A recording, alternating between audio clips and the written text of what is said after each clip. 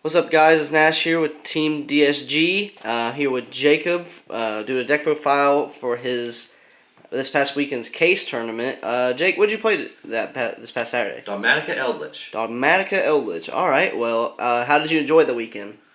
Had a good time. Got top 4. Lost to the eventual winner. He went undefeated with Infernobles. Deck was good. It ran hot. Broke a lot of boards. Really? It's going second Eldritch. Dogmatika. We always blind second no matter what. Yeah, pretty much that's it. All right. Well, let's go ahead and get into the deck profile. Alrighty. Gotta love the field center too, guys. So, 3 Golden Lord. I know a lot of people play 2 in non-pure versions. The third one actually comes up quite a lot when you're like really in the late grind game because the first one gets crowed or acquired in the mirror match every time, and no one in the mirror match expects the third one. It just never comes up. That's fair. 3 Ash, because if you're not playing Ash this format, you're an idiot. Ghost Bell. 3 Ghost Bell main deck. So this shuts off a lot of like your Infernoble combos. It shuts off when they try to negate your Servant, because Servant can have from grave, so this can negate. White Elixir. It's another tuner, so you can go into a bad zombie play or a synchro play or whatever. It actually was very, very good. I'm going to keep this in when I switch to start playing pure again. Maybe 3 was overkill. Maybe I would side the third and just play 2. But it came up a lot this weekend, and it let me, especially when I had opened this, it let me save 1 for the card that I really couldn't stop. So like if they'd serve me, I'd go ahead and Ghost Belt instead of the Ash. Okay. It came up against Infernobles the first time I played him in the first match, Top Cut. I opened these 2, and he did the Equip Spell, and the Equip Spell can have from grave. So I went ahead and shotgun this, and he's no one summon Connector, and I was able to Ash the Connector. Okay. So that's actually a really useful little tool. You always try to shotgun this when you can. So you think Ghost Bell's a pretty good hand trap this format, or it's kind of hard to say? I think it certainly stops the correct things this format. I think that it stops enough to where it's certainly viable. I don't play Valor. I've never played Valor. I think Valor is a terrible, god-awful card. But the utility with this, to be able to hit Elixir cards, be able to hit Infernal cards, be able to hit certain dinosaur cards, it was very, very good this weekend, and I really enjoyed it. Alright. And then for the Dogmatika package, 3 Ecclesia and 2 Fleur-de-Lis. How'd you like the Dogmas? I drew this way too much with a Servant like the 7th card in my deck. I didn't play Maximus because I think Maximus is just terrible. The ability to go into your extra deck, the ability for your opponent to rip your extra deck apart is just not good. 2 of this was fine. The last card here is Precatrops in the main deck, which acts as a third copy of this. Yeah. I'm always going second. This outs the Zexal board. You just do it at the end of their main phase. And this outs the Zexal board. So it allowed me to kind of play against that. I was expecting a lot of Eldritch Numeron, expecting a lot of Subterra Numeron. And I can play through their board pretty consistently with that ability to get to things. I gotcha. This almost literally always serves punishment, though, to be honest with you. Because if I was going to Servant, I would Servant for Titaniclad, if they made me go first, I'd serve for Titaniclad, summon this, search punishment, and then search at the end phase. And then keep the Fleur-de-Lis in my hand at the end phase. Gotcha. Alright. So that's Monsters lineup. Oh, by the way, this card is absolutely broken. Well, that's why he's L1. It is unbelievably good. Spells. Spells is super clean. 3 Extrav. Okay. I never got unlucky with this card. All weekend. Even in testing, I never got unlucky. Sometimes... Okay, I take it back. Sometimes you banish the Rail Cannon, and you can't go into that play, but it's not that important. You much rather want the free draw, too. Oh, absolutely. 3 Servant. Card is absolutely dumb. It's stupid. It forces them to have a negate. If they don't have the negate, then they just automatically lose 2 cards, and then they're behind. The amount of times you can bait out your other plays with this is just, it's unbelievable. And if you do hold this, like if you open like Extrav, Fleur-de-Lis, something else, and they let the Servant go, then you've just automatically got another negate out of their hand. Because Fleur-de-Lis itself is a negate of a negate. So what you can do is if you open something stupid like this, which is not a good hand, you normal summon this. If they have a Savage or they have a Herald or something, and they try to negate, the Fleur-de-Lis can come down and create the negate. Mm-hmm. And then if they end up wasting a second negate on that, then you follow up with Servant Play. Gotcha. And so you're able to clear their board by sending Entis or whatever, and burn through 3 or 4 cards on their field with just what's considered a poor hand, and then follow it up with an Eldritch Play. All right. So that's those 6. Took that right there. This card is so good. Oh my god. The amount of times when I was playing in like the mirror and stuff and I didn't send it immediately for its second effect came up a lot. I played it like a scout. You keep it on the field, you keep getting advantage. You outgrind them to the end. I played another card in the traps that nobody plays that gave me that one extra push. So I was able to keep going just a little bit longer, and against a couple of the like mirrors I played, I was able to grind them out because I didn't just immediately send this and get the free value. Gotcha. The card in hand is so much more valuable than the card in grave. And then 1 white elixir. I'm going to bump this to 2, maybe even 3 later on in the future, because it's just so important to access your traps. You need your disruptions. This does not send the elixirs. It only sends the golden land cards. And so a lot of times I would be stuck knowing my opponent would have an Ash in hand. They're going to resolve on my elixir Scarlet Sanguine, and I'm not going to have access to anything. And so this at least gets the Golden Lord out of my hand. And this plus Golden Lord also outs the Zexal lock. Because when they go to activate Zexal in standby phase, you chain this, gotcha. summon from hand, and then attack over. Yep. Okay. So I don't play black. I thought about playing black elixir. When the deck gets hit in a few weeks or months or whatever, definitely will consider playing 1 or 2 black. But as of right now, I don't think it's necessary because it doesn't do anything. You open it with a Golden Lord and you're like, oh, this is great, I get to set a trap, whoop-de-doo. It doesn't let you push for advantage. Gotcha. Alright, on the traps. Yep. Main deck evenly, huh? Yep. I blew literally everyone out with this card. Played against a guy around 3 or 4 who's playing Dinosaurs. He did literally the full combo. Had Lagia, had Herald, had everything looking pretty. I went Nadir Servant, and he was like, negate. And I was like, cool.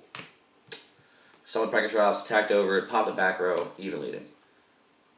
He was like, who the hell plays main deck evenly? This card literally blows people out because they don't see it coming. I lose a lot of die rolls. And you're going to lose 50% of your die rolls anyway. So they play into this card every time game 1, because they never see it. And I play enough hand traps where if I don't draw the evenly, I can kind of slow them down enough to where the Dogmatika cards can grind through. And I break boards very, very well. But if I open evenly and I know that the board they're going to make is not going to create a spell and trap negate, or at least not one I can't play through, then I'll just hold the hand traps. I'll hold the Ashes and the Ogres, or the Ghost Spells, and just let them build a board and then crack it, and then when they go to negate, I'll evenly. Okay. So you got to play smart with it. You got to play it correctly. It just blows people out. It just wins games. You win 5 free games a tournament with this easily. 3 in perm. Again, same thing with Ash. Everyone's playing in perm. 3 punishment. This caused a lot of weird issues when I would open Servant plus Fleur-de-Lis or Servant plus Ecclesia by herself, because I didn't honestly have a good search target. Yeah. This is hard once per turn. This is, you don't really want multiples. And that was my only 2 search targets because I don't play Maximus. So a lot of times the Titanic Clads in the extra deck were dead, and I never wanted to send them because it would just give me, a redundant extra card. In hindsight, I may cut this to 2 if I ever play the Dogmatika version again. But the pure version of Eldlitch, I will continue to play 3 because I think the card's just broken. Yeah, it really is. It is pretty good. Then 3 Scarlet Sanguine. Of course, mandatory. Card's broken. It's going to go to 2 or 1 soon enough. 3 Conch, 3 Aquero, and then 1 Guardian. What the heck is that? Alright, so let's talk about the Guardian. This card literally wins every game. Every game you play it in, it just absolutely blows them out. Played the same dinosaur player in round 4 and top 8. He made the unkillable Abramax both times, knowing that I couldn't out it. And I literally searched this, and this doesn't target. It makes the monster's attack 0 permanently. And it's searchable by Curse Eldland. So you just set up Golden Lord, you shotgun this to the standby phase, they can't do anything about it. In the mirror, if you have a Scarlet and that set, no matter what they do to you, they cannot out your board. Because if they go a 3500 attack Eldlin plus a Mechaba or anything, you activate this, you go get your Golden Lord, park his ass in D mode, and then when they go to attack with their 3500 Golden Lord, this can activate in damage step, because it alters attack and defense values. So, damage step, bring that out, they take 28. And their monster's attack is 0 in attack mode. So then you go switch, that's 5,000 right there. Not even trying. I see. Okay. How many times did you use Guardian? I always kept it around because I knew A, people didn't read it, and B, it literally blows people out. Like, they did not know what the card did, they didn't know how to play around it. I activated it probably in the 6 rounds we played, probably at least 10 times. Okay. And like I would hunt for this card. Like I would honestly try to play into getting this card because it's 2500 defense. They're not getting over it very much. Yeah. It is a level 8 zombie, so it's not you're not doing anything synchro related or overlaying with it. But just to be able to stick that body on the board they couldn't remove or kill, and to turn something into a 0 attack monster without targeting, it literally won me 3 or 4 games by itself. Like the cameraman will attest, the guy that I played in top 8 did not want to play me again because he knew I had this. He knew I had access to out the Avermax. So yeah, look into this card if you're playing this deck. Absolutely broken. Cannot say more about it. Alright. So that's main deck. It was 44. 44. I went a little high on that. The theory was I didn't want to draw a bunch of hand traps. I wanted to draw 1 to 2. And the ratios that I used were a lot cleaner with that rate. Okay. The math just worked out so much better. You want side or extra next? Whatever. Doesn't matter. We'll save the side for the end. Okay. Extra, honestly, I think is pretty stock. 2 Titaniclad. Like I said earlier, this didn't come up a lot. It did come up one time where I sent it off a punishment, but I died that turn anyway, so it didn't matter. Because nothing on their board could kill the Entis. Or the Entis couldn't do anything, so I sent this. Gotcha. I served it out once. I only played 2 because of extra av. I honestly don't even think you need to. If you don't hit it, it's fine. 3 Entis. Absolutely a broken card. This card is going to be not legal at some point in time. I don't agree with that, but I certainly think it's too generically good to be played like this. Maybe they cut it to 2 or 1, just so you have that randomization factor. But this game up so much with punishment. It cleared so many boards with Servant, and the card's just good. It honestly is. 2 Pleiades. This came up a couple times where I needed the second one, and I was able to spin back some stuff for game. I actually ended up having to spin one of my own traps back so I could pitch it for Golden Lord. That was a pretty cool interaction I did. Pleiades is that man. I went activate Conquistador, blow something up, chain this, put the card back in my hand, send for Golden Lord, and then just go from there. Card's very, very good. Play it at least in multiples, because all the traps except for Guardian summon it. Tool Rail Cannon. I did never kill anybody with this, but I did bait a Veiler, which is all I was trying to do. And then I went into Libre and killed him. So the chains did do something for you? This actually came up in a different reason, and I'll tell you why. But no, the Rail Cannon came up one time where I did shoot a guy for 2,000, and he had to work to get out of it in time. But I never actually ended a game with this card. Okay. This is big enough to send off punishment to kill Ultimate Conductor Tyranno, which is very important. That is crazy. This actually came up The first dinosaur. I played 3 dinosaur players, and I sent this off for punishment. He's like, "There's nothing in here actually big enough to kill it." Yeah, about that. I never actually used the attack effect. I never usually summoned the card and was able to like attack with it for game. They immediately when they saw this, they were like, "Okay, let's go next game." I see. Omega. I made Omega actually a couple times legitly, with a tuner and a trap. But you send this off of Servant or Punishment because it lets you shuffle things back in, and it's just a nice little recyclable tool you can use. You can loop Punishment with it. You can do some cool interactions with it, and also you can. The one time I did go first, I ended up making this turn 3, attacking them and ripping their last card. So I put them into a top deck. Ah, okay. 1 Wind Pegasus Nister. I really wish I could have summoned this card, because this card is actually very, very good. Yeah, he's pretty cool. It's non-targeting, shuffling effect. You send it off Servant, or you send it off of Punishment sometimes. He's a little small. A lot of things in this format are 25 or 2800, weirdly enough, with some things being 3000. So you don't really hit a lot of things with this, but when you do get the chance to snipe something with it, you do. I never played against a mirror where they were playing Maximus, or else I would send this off Maximus every time. 1 Imduck to clear those normal monsters, especially Guardian and his big fat booty.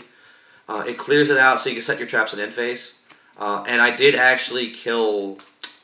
What did I kill? I killed a Galatea or something, because he didn't know how the card worked. I was able to attack into it and destroy it. It came up once or twice. No one plays around this. It's like the Relinquish Monster. Same effect. Same type of thing. They play into it. They lose a card. They feel really bad about it. Vampire Sucker. This never came up, but it's a very good card. Man, that's MVP for my extra deck. Yeah, he loves it. I don't. I truly think the card is good and it should be played, but I think Veteran Savior is better because it gives you access to Golden Lord. You attack in something, you shoot it down, you decrease it, and then you go along with your merry way. And it's a damage step effect, so there's not a lot of things that can't interact with it. It gets the Golden Lord live, engrave. One time this interaction came up, I didn't have access to Golden Lord, I had this thing in my hand. And I was able to go attack in, effect dump, and then still in battle phase, elixir this back out and attack. Okay. So that came up a couple times. The card's very, very good for what it is. But like I said, Suckers, this is a must in any Eldritch deck that plays any kind of good cards. I mean, realistically. And these two are just broken. Alright. I'm going to save these 3 for last, because this is something spicy. Side deck. It kind of was... I was expecting to go second every game, but I didn't main deck the Nibiru's because I wasn't sure how much combo would be there. It turns out literally every round I played was fucking combo. I mean, it was nuts. So this came in pretty much every time I won game 1, and every time we went to game 3. Did you ever actually get to use the Nibiru? I Nibiru'd somebody playing Orcust Mech Knight. I Nibiru them for an absolute nasty board. He hadn't searched he didn't have any negates up. He hadn't gone in Appaloosa yet, and it was I hit a Galatea, Dingrusu, and Scrap Wyvern. I hit 3 cards legitly, and it ended his turn, and he just died to this. I see. Card came up a lot. 3 Lightning Storm. I don't like this card. I know the card's good. I know the card is broken. I know it's $100. It doesn't... It baits out a negate. That's it. That literally is all it does. A 10-cent Forbidden Chalice does the same thing. I never got value off of this. I never got advantage off of this. It actually was dead a couple times. I sent it for Golden Lord once to kill somebody. I mean, it was... Evenly removes the threat. Lightning Storm puts them in graveyard for them to reuse. Honestly, that's what it came down to. You never side this in against Eldlitch. You never side this in against anything that puts them negates. I don't play Dark Ruler, so that probably has a little bit to do with it. I mean, I know Dark Ruler Lightning Storm's broken, but it just didn't do it for me. I gotcha. 3 Cosmic. This card is unbelievable in the mirror, and it's unbelievable in other certain matchups to where they need that that spell card, they need that interaction. The banishing effect is very, very good. Definitely will continue to play this. I thought about main decking this card, honestly, because it outs so many things. It stops a Numeron combo. It stops them from getting fruity with Conquistador. You just get rid of it and you continue on with your day. 3 Ice Dragon's Prison. This came up a couple times and actually won me a game against Orcust and against Infernoble. I was able to clear out an effect engraved that was activating and an effect on board. Okay. And so it was basically a 2-for-1 for me. I sided in this package when I assumed my opponent was going to be smart and make me go first. And that allowed me to take out a lot of the dead cards. Like, I took out the Evenlies a lot of times. I took out hand traps occasionally. That was kind of my going first package. And it worked out very, very well. Because about, I think 3 guys made me go first game 2. And they proceeded to not expect me to have live traps and to do my combos. Okay. Now, the MVP is side deck, and I truly think I could have main decked this and got away with it. 3 Spear Mode. Oh my goodness. So, against Adam Emancipators, I Spear Moded him completely out of the game, and we ended up going to game 3 in time. That's the only reason I lost the game. But this literally is the easiest way to break a board. Top 4, playing against Infernoble, game 3. I opened this, and he goes full combo. He attempted to steal this with Connector and Aqua Dolphin. You can't steal it because it's got question mark attack. And I just laid with my hand face up for him to smoke grenade it out of my hand. And sure enough, he did, and the 6th card was another one. I proceeded to break his board, and we had a 30-minute game 3 that ended up going to time. That's broken. Yeah, it was nuts. A couple guys on the balcony almost fell over. It was so good. It just breaks boards. It's honestly the best board breaker right now because it outs the typical Herald, Savage, Dragoon 90% of the time, or some kind of spell trap negate, Savage, Dragoon. And this just lets you send them back to where they belong, and then you work on playing around the other things, and they're left with a chicken nugget. So I have a question. Sure. Did you not want to play Solemn Judgment? I didn't know how many people would play combo, and against non-combo decks, I always want to go first because I can evenly and break through the board, and I want the extra card against the mirror match because it's just another advantage piece. So I thought I was geared to go second more in the games that they were not ready for me to go second. And Judgment just absolutely is god-awful in time. So many people are playing combo decks now that Adam Emancipator takes a 15-minute turn, Infernoble takes a 20-minute turn. And so I'm sitting here with a dead Judgment in my hand that I sure can win the game with if the time rules didn't exist. And that's what came up a lot, is I'd much rather would play live chainable traps that don't knock me so much. Like, I had a strike package in for a while. I didn't like it. I had Judgments and I didn't like it. I had the Eldlitch counter trap, and it just didn't. It made it to where it didn't matter as much. Gotcha. I'd rather just play through their negates than set up negates on my own. Okay. All right. Well, thank you so much, Jacob, for the deck profile, and hopefully we'll see more of you in the future. And was there anything else you wanted to say? Shout out to my team for watching the entire match, cheering me on the whole time. I was there for them, and they returned the favor. I mean, it was awesome. It was fun. I'm gonna start testing Pure Eldritch now, more and more, and see if we can tweak the deck to where it can beat the mirror. Other than that, peace out, guys. All right. Well, that was Jacob again. This is Nash signing off. Hope you guys have a great day.